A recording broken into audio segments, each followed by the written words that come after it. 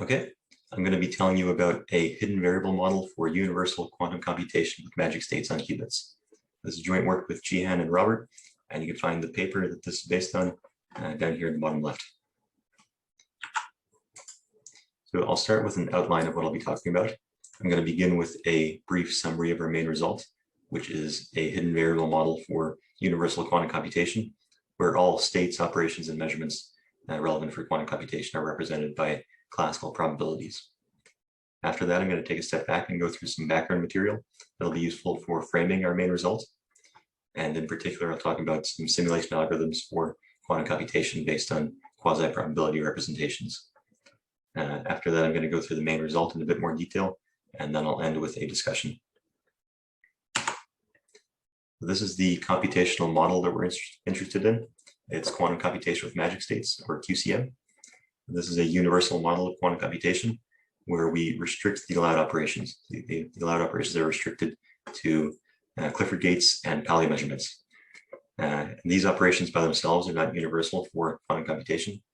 And in fact, it's a result of the Gottesman-Mill theorem, which says that any quantum circuit consisting of only these operations can be efficiently simulated on a classical computer. Universality is restored in this model through the inclusion of these extra magic input states.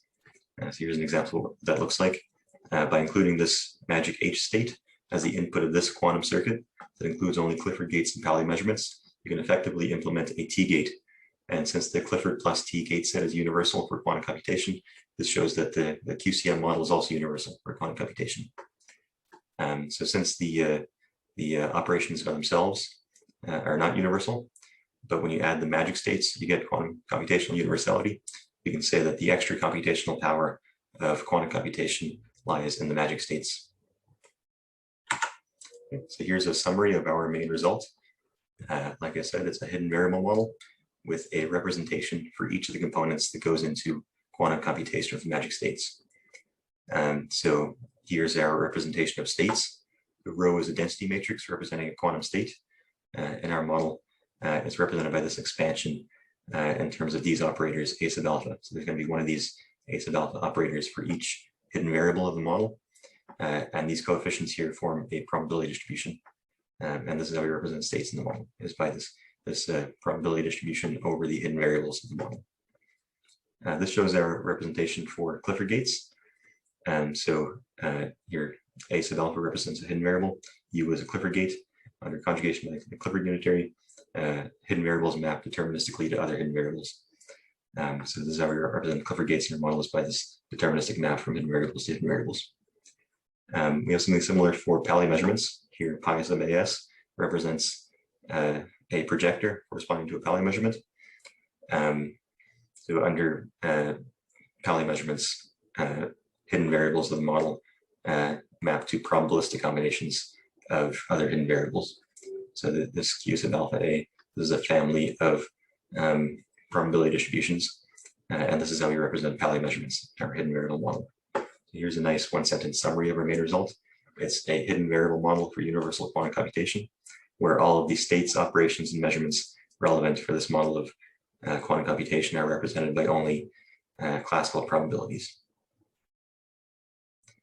Okay, so coming back to the computational model, QCM, like I said, the operations, the Clifford gates and Pauli measurements by themselves are not universal for quantum computation. In fact, they're efficiently simulable classically.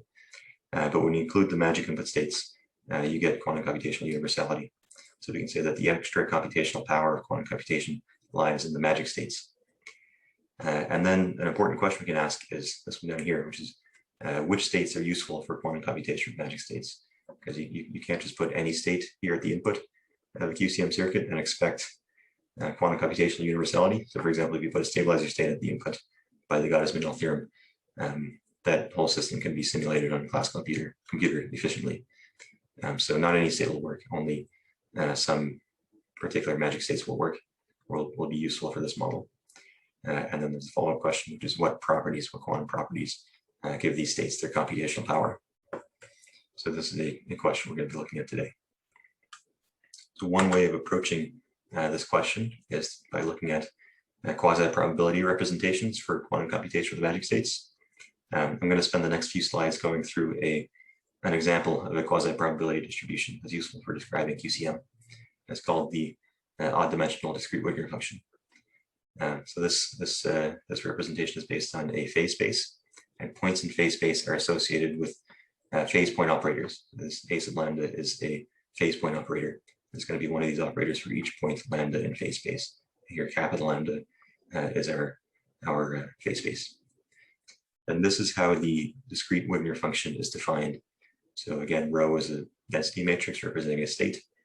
The Wigner function is this function W, which is given by the coefficients in this expansion of the state in terms of these phase point operators. So these coefficients, this Wigner function has some nice properties. It's real valued, and if you add up all these coefficients, you just get 1. So this looks like a probability distribution that's normalized. The difference being these coefficients, the Wigner function can take negative values. So that's what makes it, rather than a probability distribution, that's what makes it a quasi-probability distribution. So here's what that can look like. I'm showing here an example of some Wigner functions for a single Qubit system, so a single 3-dimensional quantum system. In this case, there are 9 points in phase space. So on the left here, this is the Wigner function of a stabilizer state. And as you can see, it's non-negative everywhere. It's non-zero only at these 3 points. So since it's non-negative everywhere, rather than being a quasi-probability function, it's an actual probability distribution. On the other hand, here's a Wigner function of a magic state. It's a particular magic state from this paper down here. And as you can see, it takes negative values at these 4 points in phase space back here. And this result can be formalized, something called the discrete Hudson's theorem, which says that every stabilizer state has a non-negative Wigner function. So probabilistic combinations of stabilizer states also have non-negative Wigner functions, but there are mixed states which are not probabilistic combinations of stabilizer states, which also have non-negative Wigner functions. So this kind of lines up with what you might expect in terms of quantum computation, because stabilizer states, we know that they're not useful for quantum computation in the QCM model by the Gottesman-Null theorem. So in the sense they're more classical than the magic states, and this aligns with this notion of classicality that comes from the Wigner function. So the negativity of the Wigner function is used as an indicator of non-classicality, and here it sort of agrees with the computational indicator of non-classicality being which states are useful for QCM.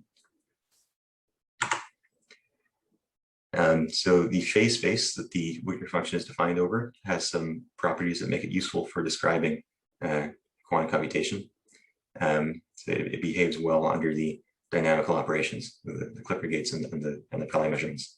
So for example, here's what Clifford gates look like. So under conjugation by any Clifford unitary, Clifford group operation, we have the phase point operators map to other phase point operators. So this is what that looks like in terms of the phase space. In terms of the Wigner function, we say that the Wigner function is Clifford covariant.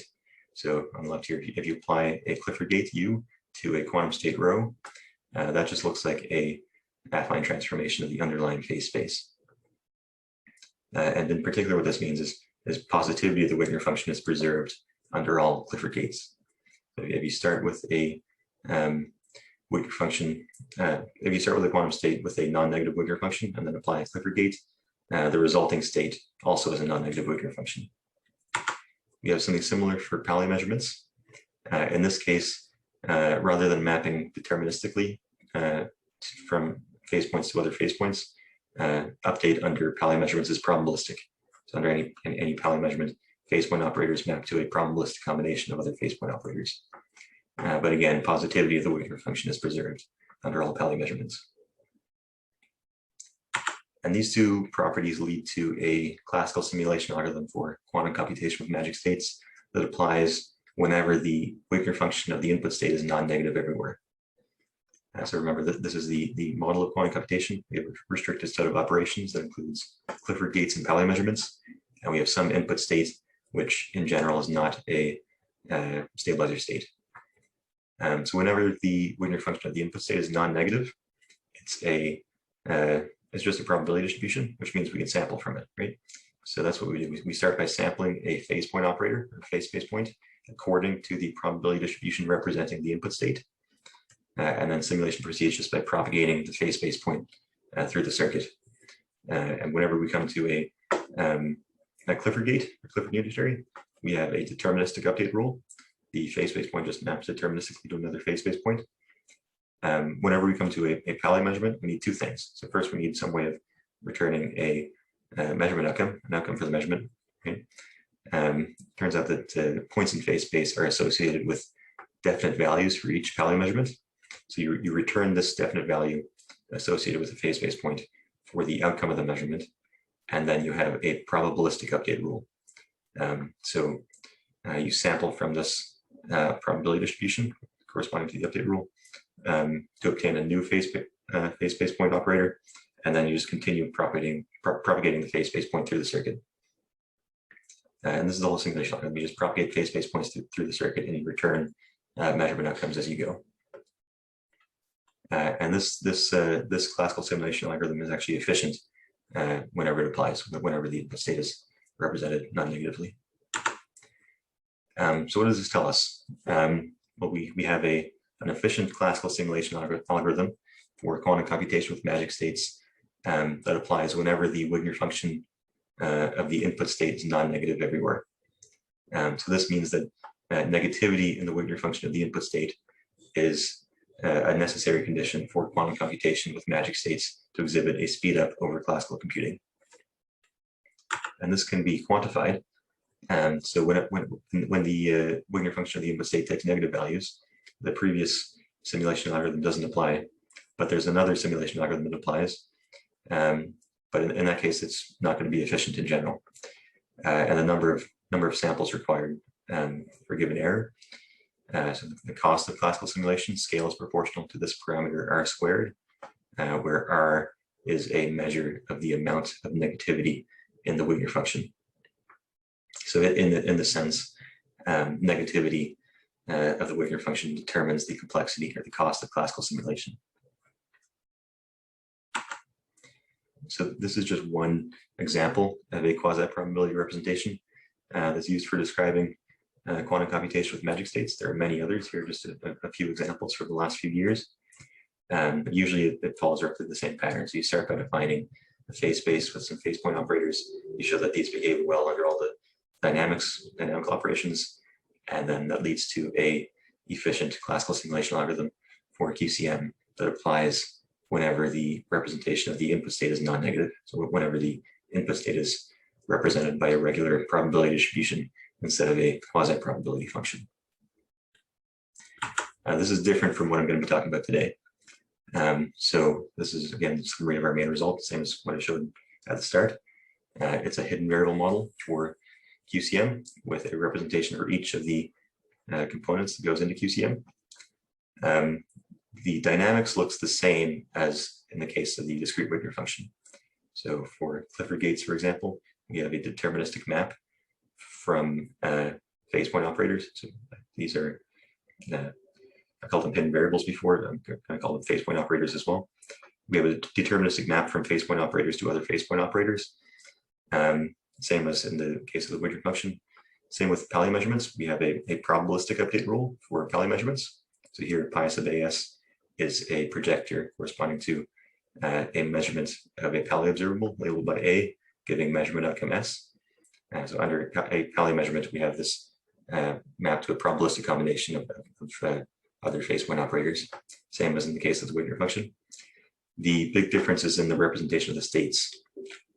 So previously, not every state could be represented using only probabilities. There were some states which required negativity in their representation. For us, this equation looks the same. We still represent states by these coefficients in this expansion, except in our case, these coefficients always form a non-negative probability distribution. We don't require negativity anywhere. So we say that this looks a lot like a quasi-probability representation for QCM, except with the key difference being there's no negativity anywhere. Okay, now I'm going to spend a few slides going through in more detail how this model is constructed. So we're working in this space here, what we call Herm sub 1 of 2 to the n. This is the trace 1 affine subspace of the vector space of 2 to the n dimensional Hermitian matrices. And we need some more notations. We'll call S. This is the set of all pure n-qubit stabilizer states. The hidden variable model is based on a set that we call lambda. This is the subset of this space defined as the intersection of these inequalities, or the half space is determined by these inequalities. So for any x in the set lambda and any stabilizer state sigma, we require that this trace inner product of the projector onto the stabilizer state and the point x in lambda be non-negative. So this set of inequalities defines the set lambda. And this is a nice closed compact polyhedral set. It's a closed polytope, which means it has a finite number of vertices. So when we go on to define our hidden variable model, lambda is the state space of our model, and we're going to associate points in phase space, or phase point operators, or hidden variables with the vertices of this polytope lambda. Just like the case of the phase space that I talked about before, this polytope also has some nice properties that make it useful for describing quantum computation with magic states. So first, it behaves well under the dynamical operations. So for example, for Clifford gates, you can say that for any Clifford unitary U, the polytope maps back inside itself on conjugation. So that means is for any point inside the polytope, we conjugate by Clifford unitary, you get another point inside the polytope. Same thing for Pauli measurements. For any x in lambda, here this pi sub as is a projector corresponding to Pauli measurement labeled by A, giving measurement outcome S. If this trace is positive, meaning this measurement outcome can happen if the measurement is performed on the state x, then the post-measurement state you get is also an element inside the polytope. So in this sense, lambda also maps back inside itself under all Pauli measurements. And then we have this third property down here, which distinguishes it from the case of the quasi-probability representations that I talked about before, which says that lambda contains all n-qubit states, all density matrices representing n-qubit states. Okay, so remember that this is the definition of the polytope lambda. It's the subset of the space that satisfies all of these inequalities. So one inequality for each stabilizer state. This is a compact closed bounded polytope, which means it can, by the Minkowski-Weil theorem, we can just as well describe it as the convex hull of its vertices. So we're going to call A sub alpha the vertices of this polytope. These are what we're going to associate it with the phase point operators, or the hidden variables of the hidden variable model. We can say that lambda is just as well described as the convex hull of the vertices of the polytope. So that just means lambda is the set of all points in the space that can be described as a probabilistic or convex combination of the vertices of the polytope. Okay. And now this is the main result again. Same as the summary slide I presented before, except in a bit more mathematical detail. So once again, it's a hidden variable model for QCM with a representation for each of the components that goes into quantum computation with magic states. This first point here shows how we represent states. The rho is a density matrix representing a quantum state. And it has, since we, like I said, any state is inside the polytope, any state has an expansion as a probabilistic combination of the vertices of the polytope.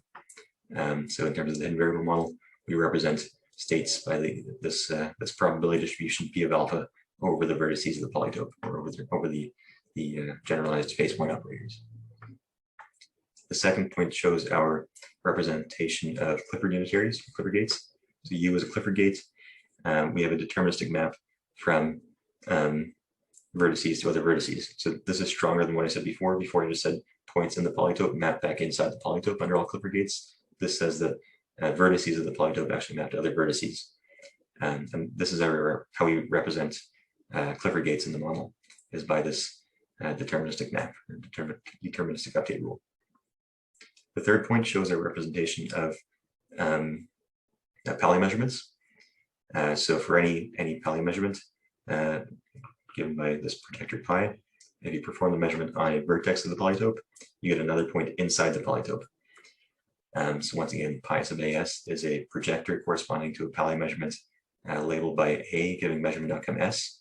If you apply this measurement to a vertex of the polytope, this operator here has an expansion in terms of the vertices of the polytope, the phase point operators, where all of these coefficients are non-negative. And if you add up these coefficients over beta and over the outcomes of the measurement, you just get 1. So this determines these coefficients here determine a family of probability distributions. And this family of probability distributions is how we represent Pali measurements in our model. And then if you take a trace of this equation, you get this equation down here.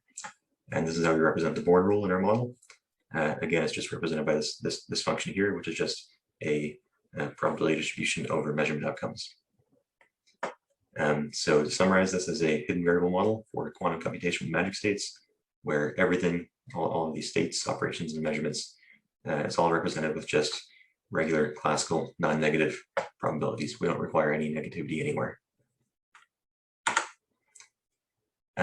And this also leads to a classical simulation algorithm for quantum computation with the magic states, the same as in the case of the discrete Wigner function. So remember, this is our model of computation. We have a restricted set of allowed operations, which includes Clifford gates and Pali measurements. And we have some input state, which in general is not a stabilized state. And the second line here shows how each of these things is represented in our hidden variable model. So states are represented by these probability distributions over the vertices of the polytope, over the phase space points. Clifford gates, we use a Clifford gate. It's represented by this deterministic map or deterministic update rule from phase point operators to other phase point operators. And this is how Pali measurements are represented by this probabilistic update rule. So the structure of the simulation algorithm is similar to the one based on the Wigner function. We start by sampling from the probability distribution that represents the input state, and we obtain a phase space point alpha. And then simulation proceeds just by propagating the phase space point through the circuit, same as before. So whenever we come to a Clifford unitary U, we have a deterministic update, which map alpha to this new phase space point A sub U alpha. And whenever we come to a Pali measurement, we need two things. We need a measurement outcome, and we need a new phase space point. And both of those are given by sampling from this probability distribution Q sub alpha A. So we sample from this thing, from this probability distribution, we get two things. We get a measurement outcome S. We output S as the outcome of the measurement, and we also obtain a new phase space point beta. And then, we just continue propagating the phase space point through the circuit. So this is the whole simulation algorithm. You just propagate these phase space points through the circuit, and you return measurement outcomes as you go. So there's a key difference between this and what I talked about before, the simulation algorithm based on the Wigner function. So in that case, it was an efficient classical simulation algorithm that applied whenever the Wigner function of the input state was non-negative. In our case, every state is represented by just a probability distribution. There's no negativity anywhere. But that means we can simulate any quantum computation, so a QCM circuit with any input state. It doesn't mean that our simulation algorithm will be efficient in general. And in fact, if quantum computers are good for anything, then our simulation algorithm cannot be efficient in general.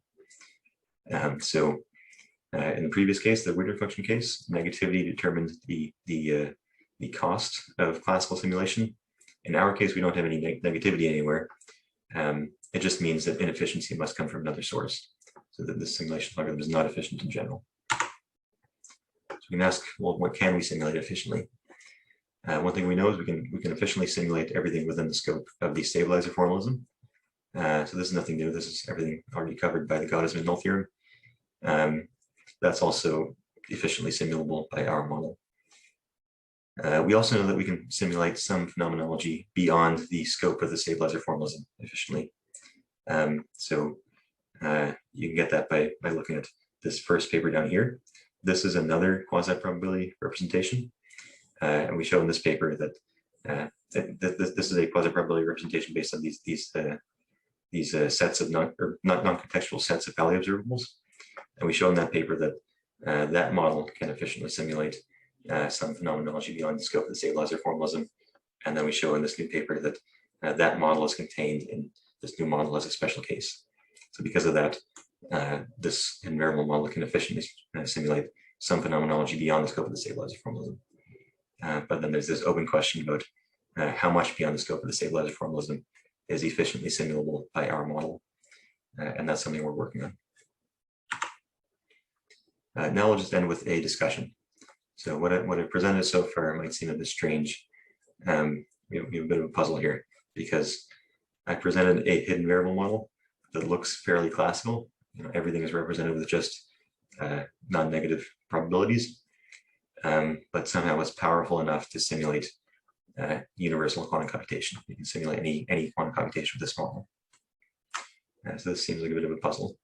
And in fact, we are brushing up against a number of no-go theorems to do with non-negative quasi-probability representations for hidden variable models. So here are a couple of examples of those. This first one is from this first paper down here. It's a theorem that says a quasi-probability representation of quantum theory must have negativity in either its representation of states or measurements or both. So this seems like it's in direct contradiction with our result because we have a quasi-probability representation where everything is represented by non-negative probabilities. There's no negativity anywhere. This second one here is famous, the PBR theorem from the second paper. This is a theorem that says no psi-epistemic hidden variable model can reproduce the predictions of quantum theory. This also seems like a contradiction with our result because we have a psi-epistemic hidden variable model that can reproduce the predictions of quantum theory through universal quantum computation. It turns out that we're not actually contradicting either of these theorems, which is good. So the only difference is a difference in assumptions. So there are some assumptions that go into both of these theorems that are not satisfied by our model. So for example, this first one assumes something about the uniqueness of the representation of states. So it assumes like each state maps to a unique quasi-probability function. That's not true for our model. So in our model, there can be many probability functions representing the same quantum state. So that's how we get around the first one. The second one makes some assumptions of locality. They have this assumption of preparation independence, which says something about locality. That's not satisfied by our model. That's not so much an issue for us because we're talking about quantum computation. And in this setting, the classical backbone of the theory, you can say, is not made of the local subtheory, it's more the stabilizer subtheory. So that's not so much a concern for us. They also assume the ability to do more general measurements, whereas we restrict to Pauli measurements. But this is also not so much a concern for us because we're talking about quantum computation, and Pauli measurements are sufficient for quantum computation. So this is how we get around both of these no-go theorems. And there's a more complete discussion of all of this in the paper, which again you can find down here in the bottom left. Now I'll just end with a summary of what I presented so far. So we have a hidden variable model for universal quantum computation, where all states, operations, and measurements relevant for this model of universal quantum computation are represented with only classical non-negative probabilities. So we don't require negativity anywhere. And this leads to a classical simulation algorithm for quantum computation, which is, it can simulate any quantum computation, but simulation is inefficient in general. So it's efficient for some things. For example, we can efficiently simulate anything in the stabilizer formalism, and we can efficiently simulate some phenomenology beyond the scope of the stabilizer formalism, but there's this open question as to how much beyond the scope of the stabilizer formalism can our model simulate efficiently.